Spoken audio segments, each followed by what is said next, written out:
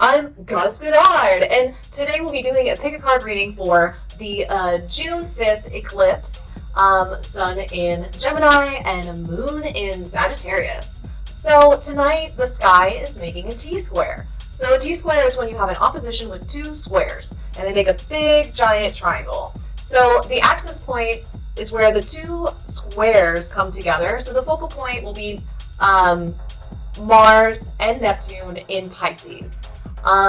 Those will be squaring the Sun and Venus in conjunction, and it will also be squaring the Moon as well. So the Moon in Sagittarius, Pisces, and Gemini. So there's a lot of mutable energy going on in this particular eclipse. So eclipses bring brand new beginnings. Anytime we have a eclipse, it almost works like a massive new moon. So new moons are great for setting intentions, getting started, making sure that things pop off as planned. So I do think that there are a lot of problems going on currently in people's relationships regarding maybe clarity with how to do action. So maybe right now it might not be the best time to initiate things, but it's definitely a great time to start planning.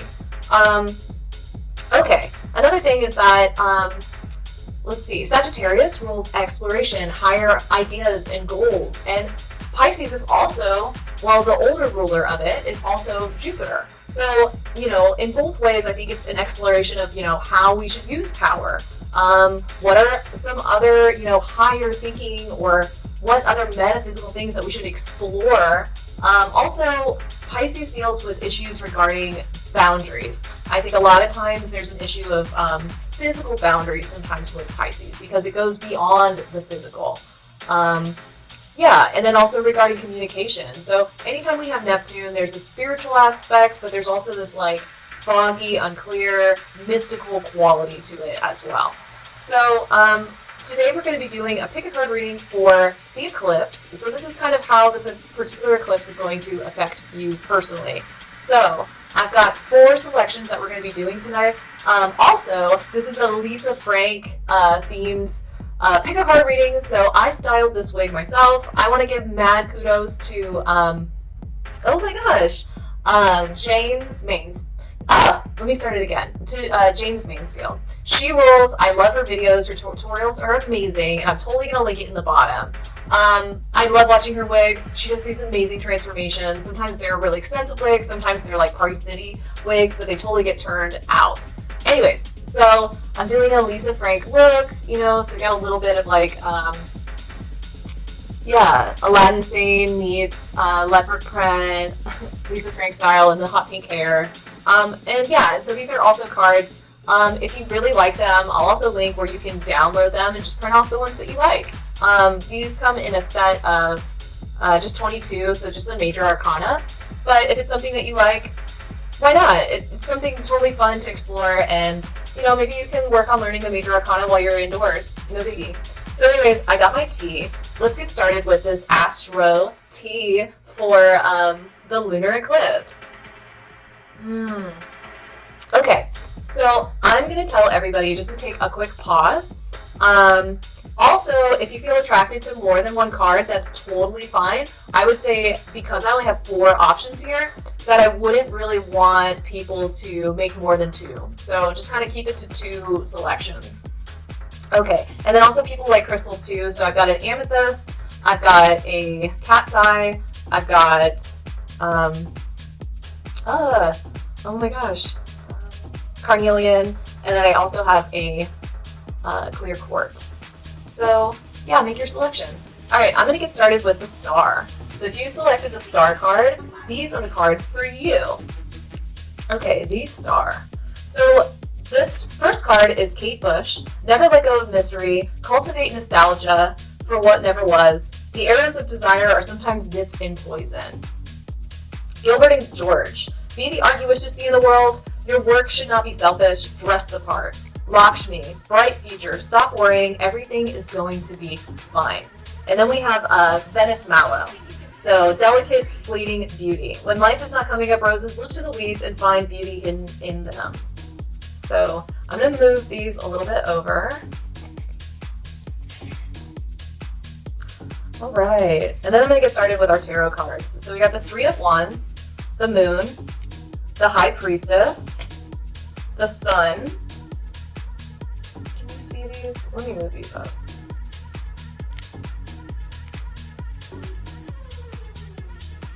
The Sun, the Six of Wands, and the Four of Wands. Okay.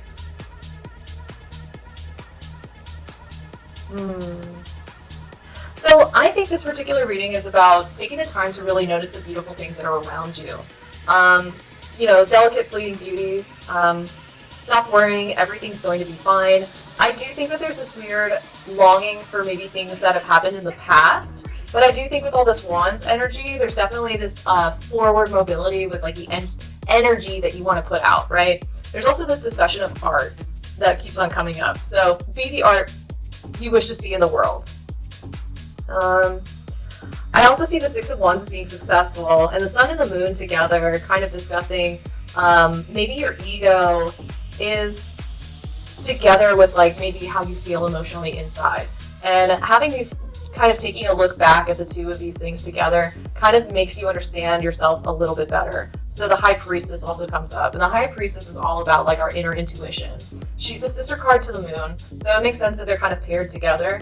I also think that there's something about possibly moving with this particular card as well. So with the Four of Wands, this idea of home, there might be like a change in location with the Three of Wands. Yes. So I think another thing is nostalgia comes up. So this idea of like what we want from the past, something that we're holding on to kind of recreate today, but it might be that there's some sort of conflict that, you know, maybe things from the past won't happen anymore. So maybe there's some stress there in particular. So ideas that come up with this particular one is the North Node, 12th house, and Leo. So I do think that this is a very creative, ambitious set of cards. I would say with the 12th house being our subconscious mind, the North Node being like what our destiny is, and Leo being the creator or the performer. It could be thinking about exploring the inner aspects of ourselves, maybe to make better art, to explore, I mean, even to take it deeper, like, you know, to shine, the sun has to know the darkest of night, right? Or the opposite, like being able to balance the two. I feel like also with Gilbert and George, this duality going on here as well. And I like the Kate Bush answer with like never let go of mystery as well. So maybe there's like this need to kind of create more inner mythos, if one will. Maybe looking back to the past to kind of create our own hero story, something like that. I think that's very beautiful. Yeah. And it could be that at times like things might not be feeling great, but I think it's a good time to kind of reflect on the things that we do enjoy in the present with that particular reading. Okay. If you'd like to book a reading with me, I am going to link that information in the comments. Always feel free to send me you know, a request via Gmail. And if you'd like to pay in advance, Venmo, PayPal, Cash App are all fantastic. I do all videos for my readings. So I do like a 30-minute and an hour reading. But yeah, through any of those at any time, I always negotiate with everybody like what time they like to do that. I'm also trying to do weekly videos as well. So please like and subscribe. It really helps my channel, and I totally want to make more of these and more looks. So let me know what other ideas for videos you'd like to see. Mwah! All right, thank you so much. All right, moving on to the Judgment card.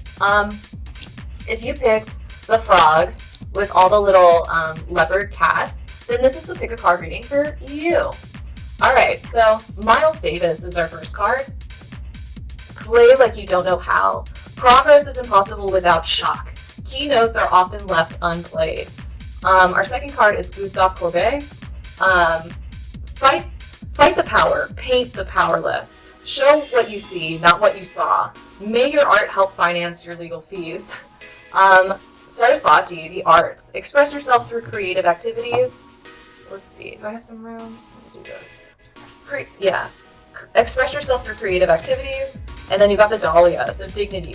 A wise man has dignity without pride, and a fool has pride with dignity. Okay. So I think that's a huge theme that's kind of been going on this week.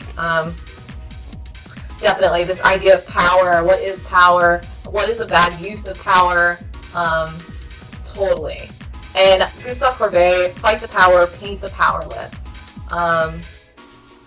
And then also, may your art help finance your legal fees. So I feel like this is totally a deck about protesting, about organizing. And as I pull all these cards, I'm seeing all of these figures. So we've got the Page of Cups, we've got the Queen of Cups, the Queen of Pentacles, the Ten of Swords, the Page of Wands, and the Knight of Pentacles. So the Page of Cups definitely talks about reaching out to people, creating conversations, talking with people, making sure that people are cued into knowing what's going on. The Queen of Cups is like offering out empathy, being emotionally available, being open. The Queen of Pentacles is providing stability, providing services, providing comfort. The Ten of Swords is often this feeling of like, woe is me, or being worried about how your actions are going to hurt you in the future. And I think it's interesting with her holding the phone, you know, like the way that she talks, the media that she uses is somehow going to self-incriminate or something like that. The Page of Wands, our pages are always like initiating, creating, starting, right? And the Page of Wands is like putting out this vibrant energy, this, you know, enthusiastic energy to get things rolling and started. And the Knight of Pentacles is about waiting for the right moment, the right time to create change, but it's also about stability. So we've got 2 cards about stability, 2 cards about cups and emotions. The vibe I'm kind of getting from this particular one is like maybe some people are thinking about creating a documentary, maybe about their experiences with protesting. Yeah, I really like this Miles Davis one. It's like, play like you don't know how, but I really feel like progress is impossible without shock. Like, you know, not all movements are necessarily accepted well. And, you know, you just have to keep at it. I'm getting that kind of vibe from this. Let's see. All right, so I'm going to shuffle, and I'm going to take... So we got the 8th house, we've got Mars, and we got Sagittarius. So, 8th house. I think it's breaking down some barriers of things from the past. Like, the 8th house deals with secrets. And it could be secrets of the past. You know, Mars does rule military, it rules police, it rules things like that. And Sagittarius is definitely about like encapsulating more philosophical ideas, higher thinking, you know, maybe really engaging people in having a different conversation about all the things that have happened in the past, you know, igniting, challenging people of like the status quo, you know, and engaging people to change their mind, enact, and move forward with things. I feel like that's a very powerful spread. Okay, so moving on to our 3rd pile.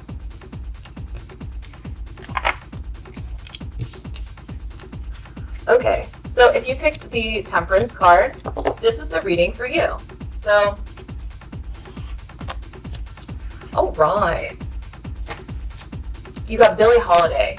If you are going to play with your whole soul. You have no understudy. Sometimes losing beats winning. Yaoi Kusama. Your soul is composed of the same dots as the universe. Distinguish yourself from your mirror image. Show them your hallucinations. Arakira. Blossoming. You are getting started, so have patience with yourself, the process, and do not give up. And then Asters. Elegance and patience. Nature does not hurry, yet everything is accomplished. So I think that's really beautiful.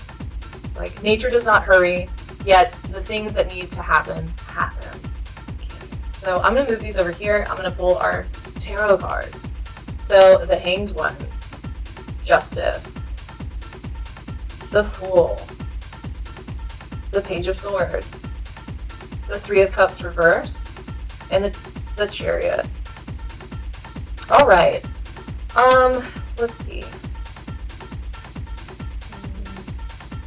I feel like in this particular reading, this is about losing some friendships over a lot of things that have been happening lately and just realizing that it's a process and not to give up, just to keep going. Justice is always talking about cutting away things, making decisions. It's the Libra card. You know, you can see it. So she's got the sword to cut away things, and the scales to kind of balance, to make a judgment, right? So we also have the Page of Swords and the Chariot as well. So the Page of Swords is like creating a lot of verbal arguments, being tactical with the way that you speak to other people, maybe even initiating, engaging conversations. And I think that for a really long time, you might have had, you know, intense conversations with your friends, maybe about the current events that have been going on with Black Lives Matter, or, you know, maybe other things. And I think that you just have reached the point that you're just like, I'm tired of being kind of in a weird position where I just don't want to police them all the time. And I don't feel really good being around people that I would consider kind of ignorant. Yeah, and so I think that you're at this point that you're just like, time will heal them. Time will teach them a lesson. I think that you're just like, I don't necessarily have to sit down and change this, right? And the Yaoi Kusama card is very interesting, talking about how your soul is composed of the same dots of the universe. Like, in some way, like, we are all united in one way, and I think a lot of these events that have been going on, it's been giving you kind of this broader viewpoint of just like, you know, the problems that I have are so small in comparison to so many of the other things that people experience on the day-to-day. And I think that you just don't necessarily want to be the mirror image of what other people are experiencing. So I think this is kind of like a weird change of soul, like almost like a deepening of the soul. You know, and I think with the Billie Holiday comment, sometimes losing beats winning. It's fine. You know, if you don't gain these people's attention, losing them is not necessarily going to make you feel that much better, or it's not going to make you feel that bad. So we have the Fool in a reversal. So I just think that these people are just really ignorant and just really foolish. It's coming up with the Three of Cups. I mean, these could have been like, you know, the people that you grew up with, your clique of friends, but I just see you as a Chariot, just really pushing forward and moving on. And I think I'm really proud of you for having these kind of engaging comments to these people. And I think for a long time you kind of were just trying to like make the status quo for them, but it's done. I don't think that you really have patience for it that much anymore. So I'm going to shuffle some astrology dice and we'll get those picked out. So you've got Capricorn, the first house, and Venus. So I think, so the first house rules our bodies, ourselves, and Saturn is talking about kind of cutting anything that's really not serving us. So some people say like trimming the fat is kind of what happens with Capricorn, and it's with Venus. So I think it might be like an idea of just pruning, like choosing to cut away things that really aren't pretty. You know, like cutting off the dead stems off of a rose bush so that you can have newer, beautiful roses. I feel like this is kind of the energy that you're going through. You might be going through a little bit of isolation too. You know, you might be choosing to not necessarily want to be out around a lot of people that you knew before because you're kind of going through an inner transformation. Some of y'all might be going through your Saturn return as well with that hard Capricorn energy. And it might be time for you just to kind of adult up and just not put up with this type of immaturity anymore. Or even if it's family, you might feel like you don't really want to be around people like that anymore, that you kind of hold your friends in a higher regard. Okay, so our last and the fourth one is the Empress card. So if you chose her, this is the reading for you. So the first one is Marvin Gaye. Don't fool around with someone you cherish. There's a madness in love, but also a reason in the madness. A selfish heart is all you need to get by. The second one is Tracy Emin. Don't hide your dirty sheets in the washer. Concentrate on finding, not losing, yourself in your art. Decay can be a fertilizer for new ideas. And then Diana, focused intention. Keep your unwavering thoughts, feelings, and actions focused on your target, and you will make your mark. Okay, and then the Red Rose. Hidden secrets. 3 things cannot be long hidden: the sun, the moon, and the truth, by the Buddha. All right. So focused intention, Tracy Emin, and Marvin Gaye. All right, so our tarot cards are the Six of Cups, the Queen of Swords, the Ace of Swords, the Ace of Wands, the King of Wands, and the Strength card. Interesting. So the first thing that I'm kind of coming to a conclusion with is that you might be in a relationship with somebody for a long time, and you've had maybe feelings for another person, and you might be having kind of a conflict with your partner. Like your partner, either you or this other partner, one is more logical, and one is like definitely not ruling with their heart, and they are very like, this is what I like. Our relationship is based off of more of like a business idea than it is like a relationship. And is based, you know, kind of more in their head than their feelings, right? And I feel like this person kind of likes to lay down the law a lot, likes to really state what they like and what they don't like about the relationship, and I feel like it always kind of has to be on their terms. And then the other person is the more fiery, passionate lover, right? And this person is also like holding their wand and being like, these are the things that I need. And, you know, this is what I want in a relationship. And, you know, I think in some way there might be, you know, looking for another relationship that's a little bit more fulfilling than this cold one, right? I'll pull some more cards in a second. So I think there could be coming out about, you know, what's been hidden, you know, the sun and the moon. You know, maybe you're dating one person or you're married with one person because of stability, but, you know, it might be time for you to kind of come out and come clean about maybe wanting to have an open relationship, or, you know, maybe reassess the balance of your relationship with this other person. And also, you know, maybe creating some sense of space might allow this relationship to kind of go through the next generation or its next cycle. Like, I feel like with quarantine, you guys have been so close to each other that it's been really hard on the relationship itself.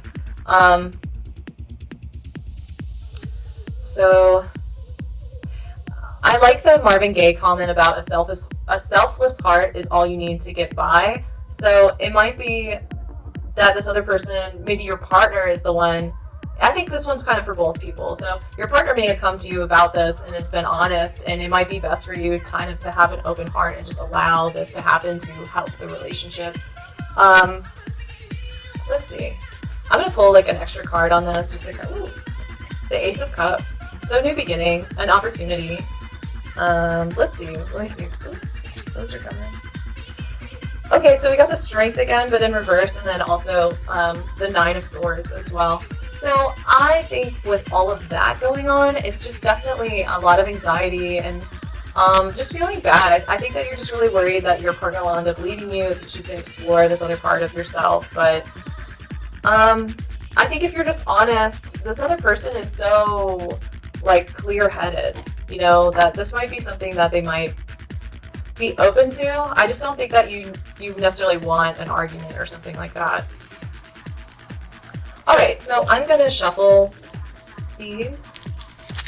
I feel like this conversation could go on for a long time, and this could totally use like a personal reading to kind of get the energies of people more specifically instead of like a massive group reading. Okay, so we've got Cancer, we've got Uranus, and then we also have the 12th house. So Cancer rules the home. The 12th house talks about secrets, the things that we hide from each other, our intuition, our subconscious, and Uranus shakes things up. Uranus creates an issue or a problem. So in this particular situation, I think that there is a shakeup of maybe what your comforts are, what home is. I'm gonna roll this 12 again. Let's see, 10. Maybe changing the dynamics of the structure of what your functionality of your relationship is kind of coming up. So I can see all that kind of going on. Cancer also rules the mother, so I might see this as maybe being the woman or the female-bodied person in this relationship being the one that's kind of seeking this change.